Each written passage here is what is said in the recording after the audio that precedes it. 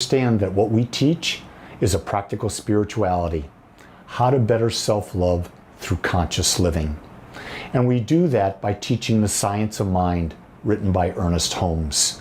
It's about the power within you and how do you claim that power and use that power. The other thing that we're really big on, in fact, really big on, is meditation. We understand that meditation is the gateway to other dimensions, to truth, to putting aside our ego, to taking back our power. So with that in mind, why don't we start with a little short meditation together, just to get in the frame so we're more receptive to what ideas might be being presented. So I invite you to get into a comfortable, seated, upright position with your back straight, hands gently resting on your lap, index fingers and thumbs connected. Close your eyes and bring your awareness to your breath.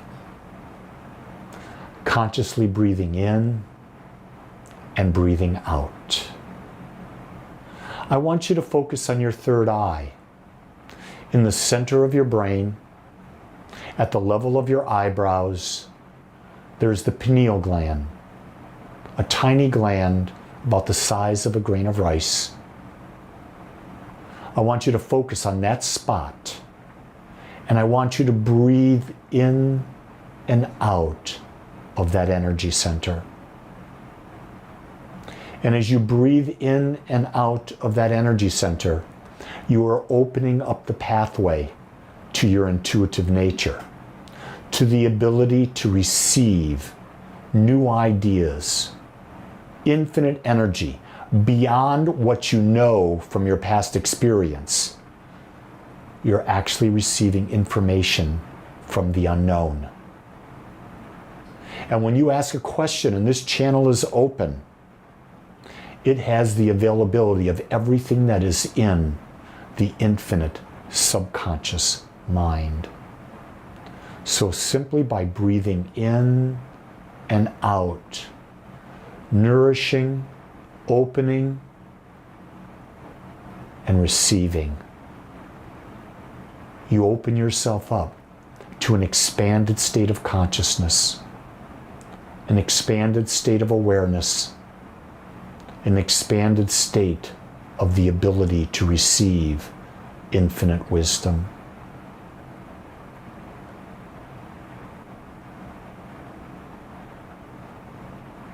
And simply know that all you have to do is ask a question.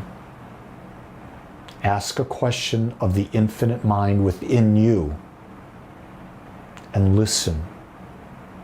Listen as the answer is brought forth.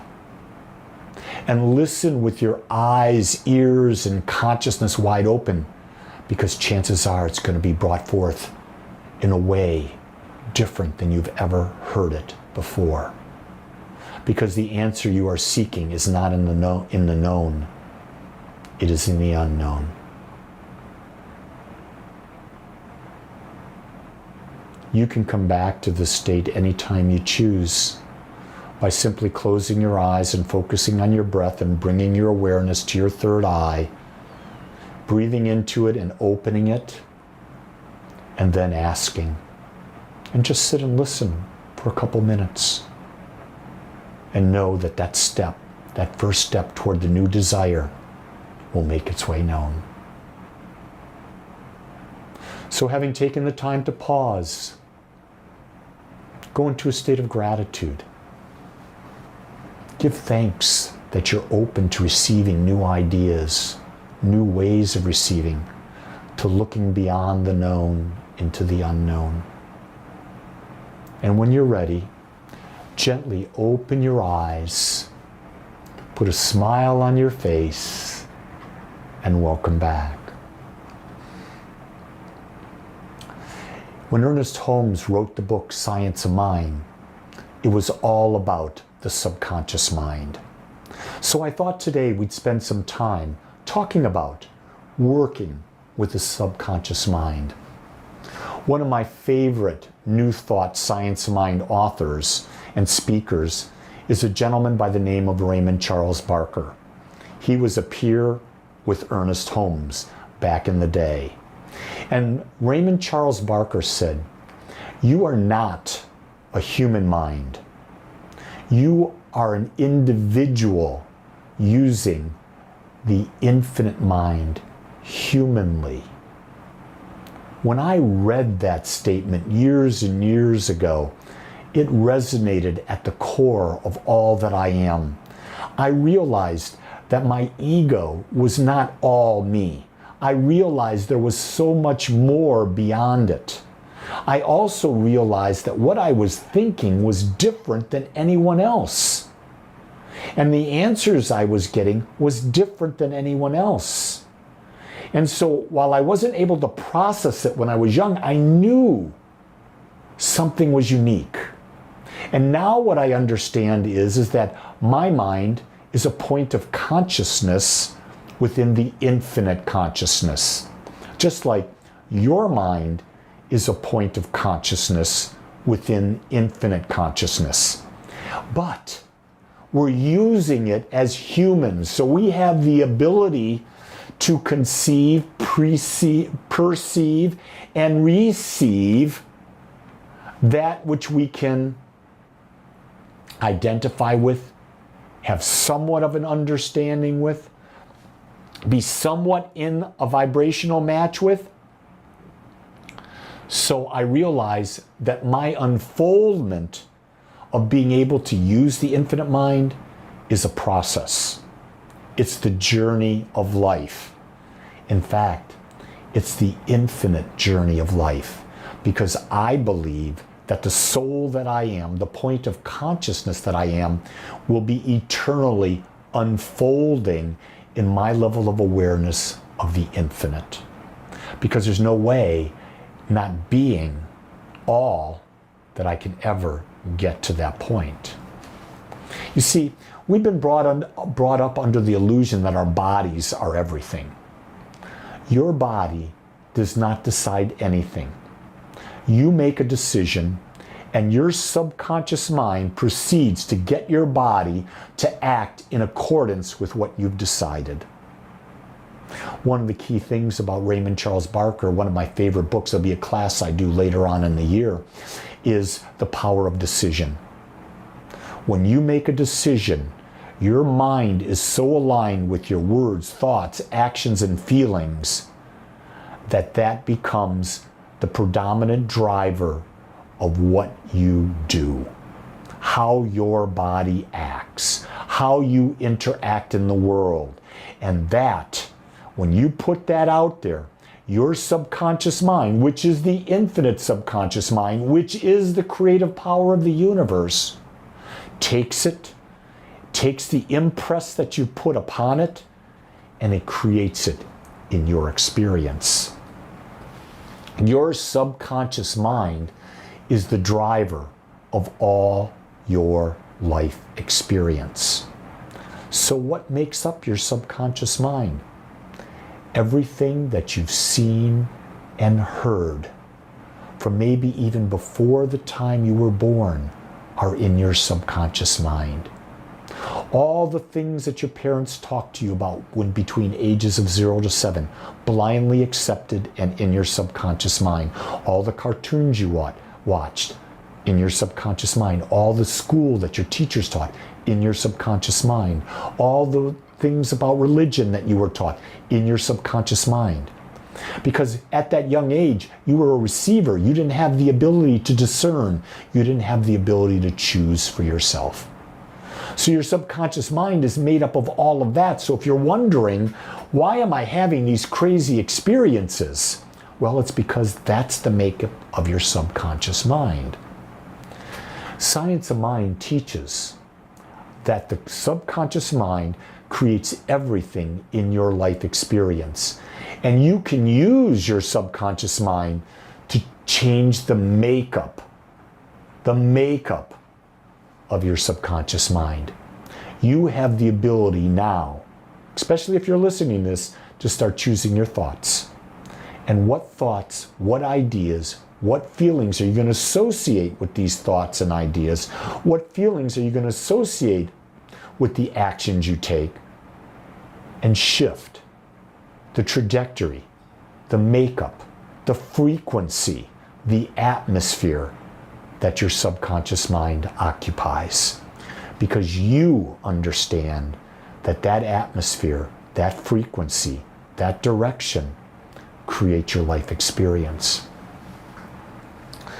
When we do not make conscious decisions about a situation, our subconscious mind takes the best it has stored from our past decisions and experience and creates the direction of our response. So if you're wondering, why do you keep thinking the same things over? Why do you keep making the same, maybe mistakes over? It's because you're not giving the subconscious mind new ideas, new possibilities. You're simply going back into your past and bringing forth the best you got there. And guess what? It keeps creating your past over and over and over again. It's the same thing if you look at a parent. And if you look at what they're saying from a past perspective, you're never going to be able to see the wisdom in what that parent is bringing forth. But if you open your mind up and realize that your parent or parents are connected to infinite wisdom, and that there will be value in what they say, then you're able to listen with ears of discernment and say, I wonder what the value they're giving me, how can it benefit me? How can I use that for what I want to create, for what I want to do? Here's the key thing about the science of mind. It teaches personal responsibility. You are not entitled to anything. You receive who you are and what you believe you're worthy of. And you understand that the universe, the cosmos, call it anything you want, gives back to you the energy you put out. If you're putting out things of value, value comes back to you in energy. And what is money? Money is simply a form of energy. So if you want money, you've got to put out an energy that attracts to it. What you put out has to be of value to other people. Because for other people to give back to you, you've got to give them something that they believe has value. When we do not make conscious choices about who we want to be and where we want to go, we find that our experience is subject to the law of averages. The law of averages is simply not making a conscious decision for yourself, but taking everything in that you're taking in from social media, from television, from your mom, dad, your friends, and it forms an average.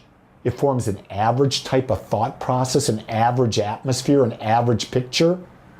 And your average will be different than other people's averages, that average creates your experience.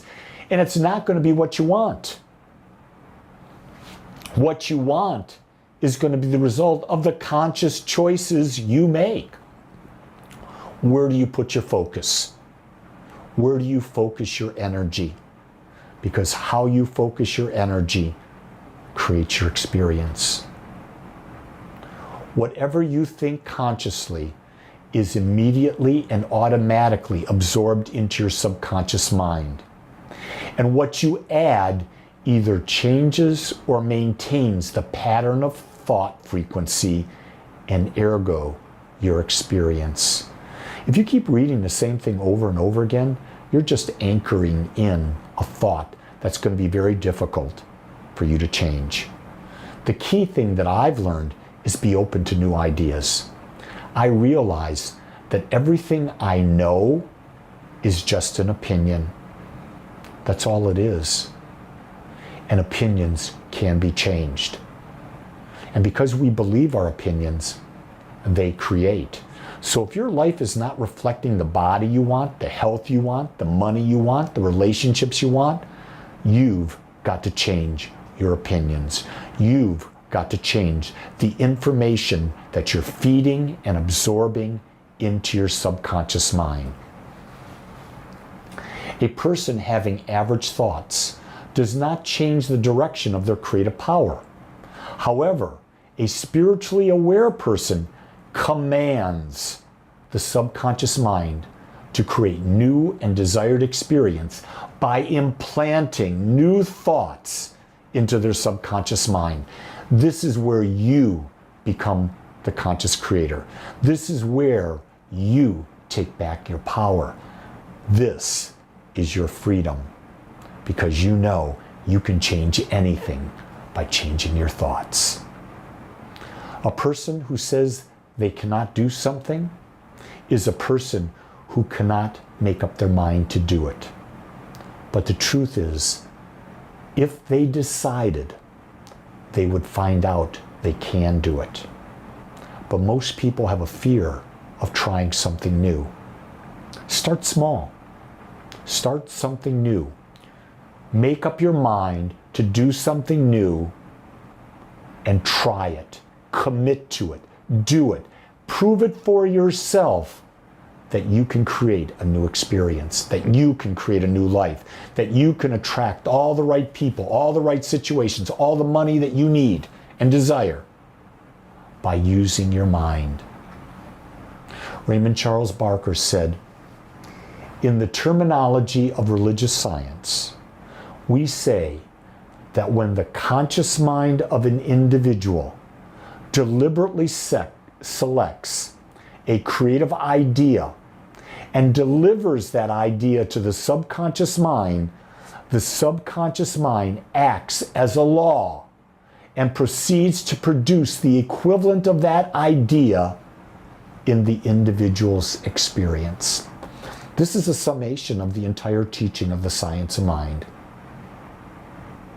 You create an image. Don't make it general. Create a really clear image of what you want. Then you feed that idea, deliver that idea into the subconscious mind, color it with feelings, with expansive ideas of how it's going to benefit you. Create what it's going to bring into you. See the benefits of it. And hold on to that. Be persistent and consistent with delivering that idea to your mind, to your heart, day in, day out, and before you know it, it will demonstrate in your life. Why? Because that law is a law that works for everyone. In fact, right now it's working for you. The power of your subconscious mind works 24/7, 365. But when you're the master of your mind and you start consciously feeding it ideas, you become a conscious creator. You become in the top 1% in the world, because you understand the power is in you and that you and only you control it. I want to thank you for listening to me. If you like this message and you would like to support us bringing this message to more and more people, there will be a link below. Make a donation. Give to Agape. In fact, if you're getting this message week in and week out or daily, because I do a message every day on Facebook and on YouTube, if it is feeding you, become an automated giver. Go to the agapespiritualcenter.com website, make a donation or make it an automated gift once a month, once a week. I don't care. Support it, because what you give, you receive back. Also, to let you know, we've got a lot of new things happening at Agape. So go to agapespiritualcenter.com, go to our calendar, and check out what might be a way that you can plug in. Because it's always easier to change your life when you're working with like-minded people. And trust me, there are people just like you trying to find out and reclaim their power. With that, my friends, I know the truth about you. I know that you are a unit, an individualized point of consciousness, that you are unique, and that the very power that created this cosmos is responding to your thought. This week, choose consciously Choose wisely. Choose what you desire. Talk to you again soon. Make it a great day.